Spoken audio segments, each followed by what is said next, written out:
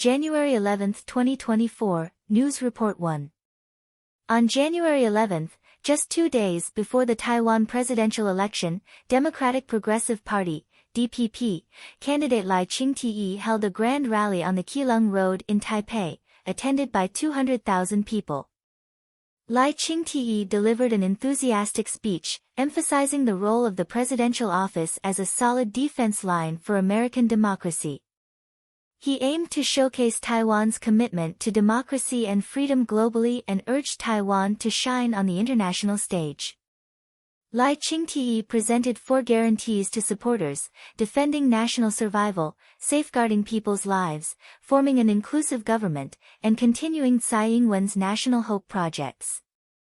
On the eve of the election, January 12, Lai Ching-te is scheduled to hold a pre-election night rally at the Second Sports Field in Banqiao, New Taipei City. Simultaneously, the People's Party will host a pre-election night rally on Keelung Road, while the Kuomintang's KMT candidate, Ho Yue, will hold his event at the First Sports Field in Banqiao, just 1 kilometer away from Lai Ching-te's rally. This situation has sparked reflections on the nature of Chinese-style democracy, particularly Ho Yue's decision not to invite former President Ma Ying-jeou to the event. Ma Ying-jeou, in an interview with Deutsche Welle, stated that cross-strait unification is an option for Taiwan but requires trust in Xi Jinping. Due to this statement, Ho Yue did not extend an invitation to Ma Ying-jeou, and Ma Ying-jeou's office confirmed not receiving any invitation.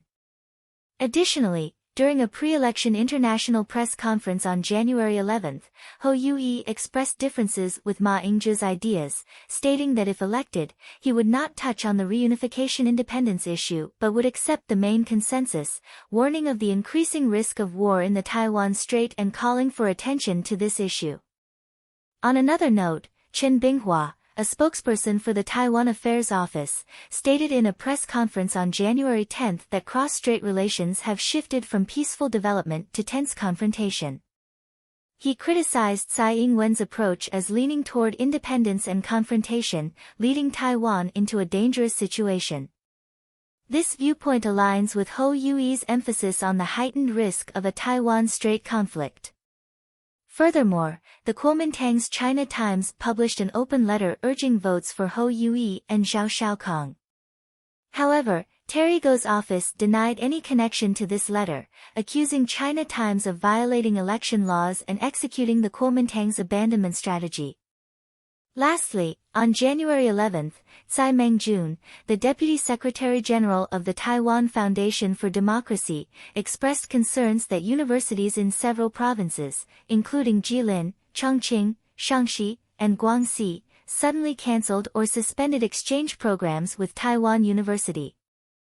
He accused the Chinese government of sacrificing students' interests for political goals, welcoming Chinese students to Taiwan but condemning China's actions for severely affecting students' study plans. News Report 2. According to reports from Kyodo News, Taro Aso, deputy president of the Liberal Democratic Party of Japan, delivered a speech at the Institute of Presidents and Congresses in the United States on January 10. He emphasized that Japan would not tolerate any military action by China to unify Taiwan, as it would disrupt international order. Aso stated that Taiwan could become the next window to be broken and that failure to repair this window could lead to more windows being broken, citing the broken windows theory. To prevent China from using force against Taiwan, the international community needs strong deterrence and political dialogue. Aso called for increased cooperation between Japan and the United States to counter China's hegemony. Additionally, he mentioned that Japan should consider joining AUKUS, the security partnership between the United States, the United Kingdom, and Australia, to counter China's military expansion and ensure peace in the Indo-Pacific region. On another front, as reported by the Manila Times, the United States is shipping a large amount of fuel from the military base in Pearl Harbor, Hawaii, to the Philippines. Senator Amy Marcos stated that Subic Bay has stored 1.48 billion liters of U.S. military fuel. The anti-war coalition claimed that some of this fuel was transferred from the Red Hill military base in Pearl Harbor, supporting U.S. military operations in the South China Sea. This has raised questions about whether the move indicates U.S. military preparations for conflict in the Taiwan Strait. News Report 3. Human Rights Watch released a global report on January 11, 2024, highlighting President Xi Jinping's intensified crackdown on human rights in the past decade. The report pointed out atrocities committed by China in Xinjiang and the imposition of the national security law in Hong Kong, subjecting the region entirely to the Chinese government. It further noted that China has become the world's most tightly controlled country, employing methods such as regulations, criminal punishments, harassment, intimidation, and technological means to suppress human rights. Despite China proposing global security, development, and civilization initiatives last year, these initiatives were criticized for challenging existing international human rights norms and mechanisms, attempting to reconstruct the international human rights system. The report emphasized severe human rights oppression in China and criticized some democratic countries, like the United States, for insufficiently criticizing China due to short-term political interests. It suggested that a coalition of countries should take legal measures and use international mechanisms to combat human rights abuses. News Report 4. A video circulating on Twitter on January 10 showed President Xi Jinping's visit to sugarcane fields in Guangxi, where the sugarcane he touched caught fire. The incident unfolded when Xi Jinping inspected a sugarcane field, attracting local attention, and forming a queue of visitors at the spot he touched. The local government imposed a fee of 20 renminbi per person for taking photos. Surprisingly, the event took an unexpected turn when someone threw a torch into the sugarcane field, causing a raging fire. The entire sugarcane field was engulfed in flames, prompting firefighters to extinguish the fire. Some netizens claimed that someone threw a torch with oil into the sugarcane. The local government responded urgently, dispatching fire trucks, police, and security personnel to the scene, while also prohibiting citizens from taking photos or applauding in celebration. Some speculate that this may be a political event organized by the local government to cater to higher-level leaders. Additionally, legal questions have been raised post-event, discussing whether it should be classified as a crime against national security or public safety, and whether responsibility should be pursued. Independent journalist Gao Yu suggested that this arson incident might involve political factors. News Report 5. On January 10, President Xi Jinping held talks with the newly elected Maldivian President Muiz in Beijing, announcing the elevation of bilateral relations to a comprehensive strategic partnership. This move is possibly linked to the Maldives owing China $1.37 billion, constituting 20% of the Maldives' public debt. Consequently, China has become the Maldives' largest creditor, surpassing Saudi Arabia and India. While this situation may seem ironic, the intertwining of debt and cooperation in international politics and economic relations is not uncommon. Economic ties and cooperation between nations often become intertwined with debt issues, creating complex international relationships. Countries may enhance their geopolitical and economic influence in other nations by providing loans, while recipient countries may obtain the required funds by accepting loans. In this context, upgrading bilateral relations to a comprehensive strategic partnership could be seen as an action taken by both parties to safeguard their respective interests and promote deeper cooperation. In international affairs, collaboration and competition often alternate, forming a complex strategic balance. News Report 6. According to a joint poll by Reuters and Ipsos released on January 10, the approval ratings for U.S. President Biden and former President Trump are currently tied at 35%. Notably, in a poll conducted on December 11 last year, Trump led Biden with 38% against 36%. However, this recent poll indicates that Biden's approval rating has risen back to the same level as Trump's. Furthermore, 30% of respondents stated that they do not support either candidate. Specifically, 13% indicated they would not vote, 9% supported other candidates, and 8% expressed uncertainty. However, when forced to choose between Biden and Trump, their approval ratings were 48%, maintaining a tie. Considering the independent candidate Robert Kennedy, Biden's support drops to 29%, Trump's to 30%, while support for Kennedy is at 18%.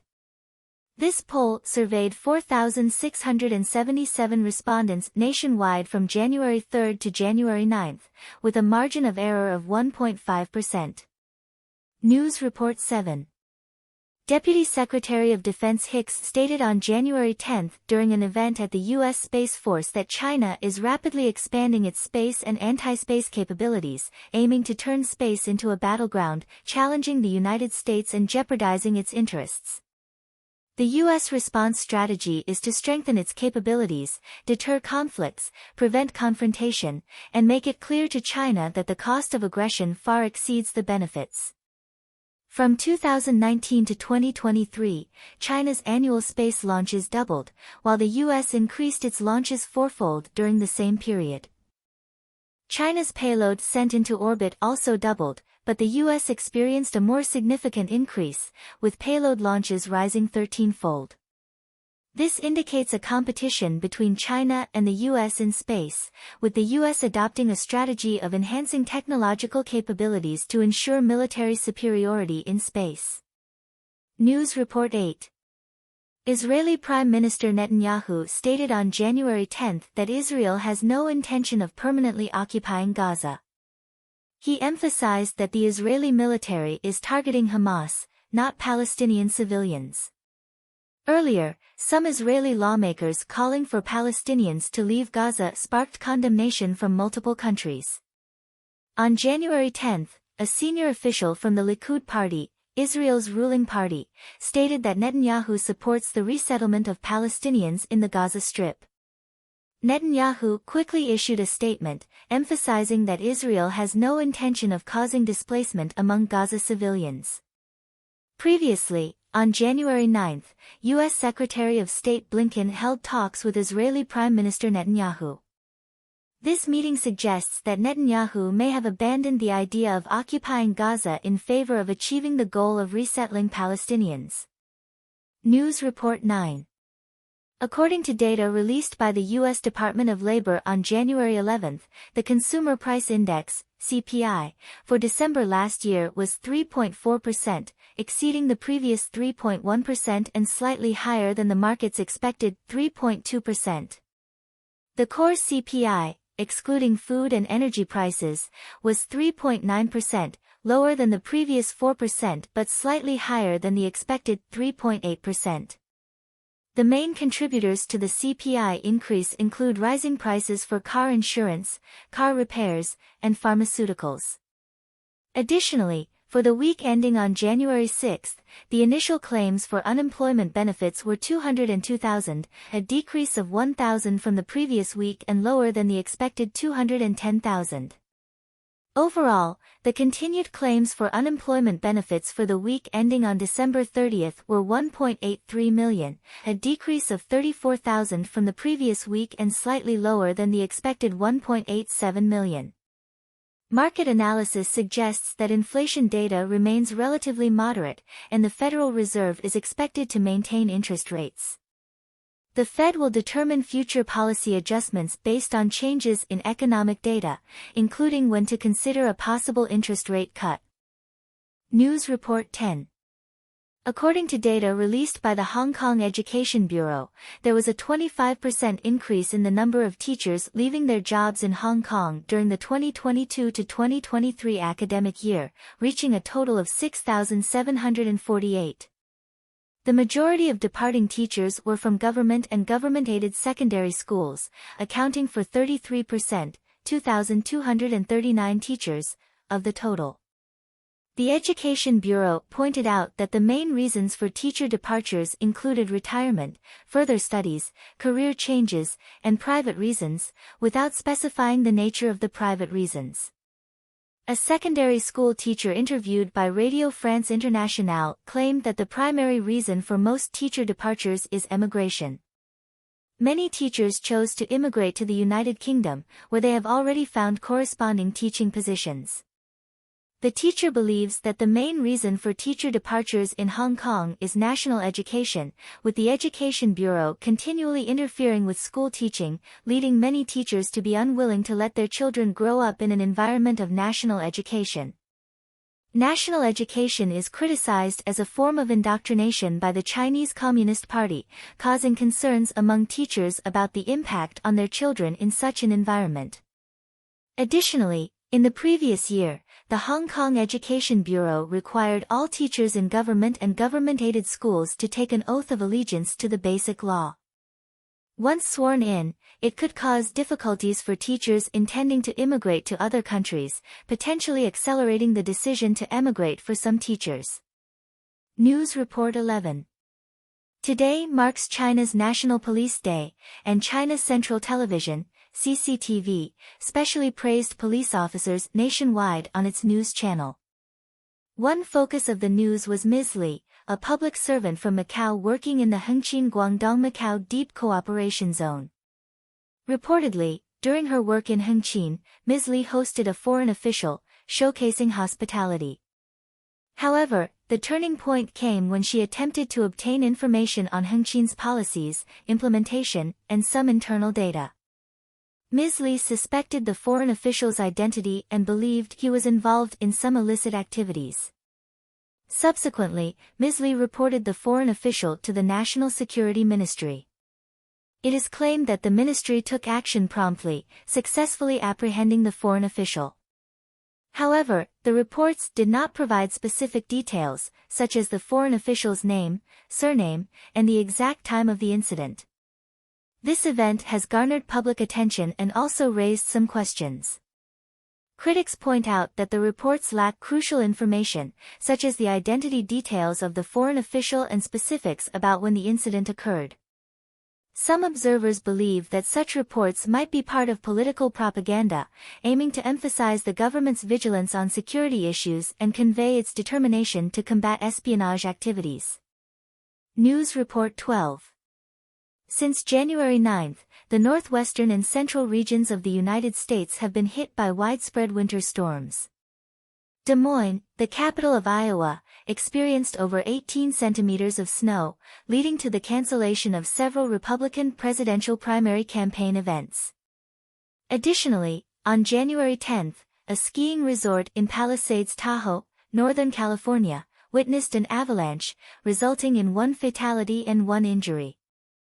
Affected regions include Wisconsin, Michigan, Alabama, North Carolina, and Georgia, where unfortunate fatalities occurred due to the winter storm. Flight operations were severely disrupted, with flight tracking data showing that over 1,400 flights were canceled on January 9, and more than 600 flights were affected on the morning of January 10. Airports in cities such as Chicago, New York, and Orlando briefly halted operations.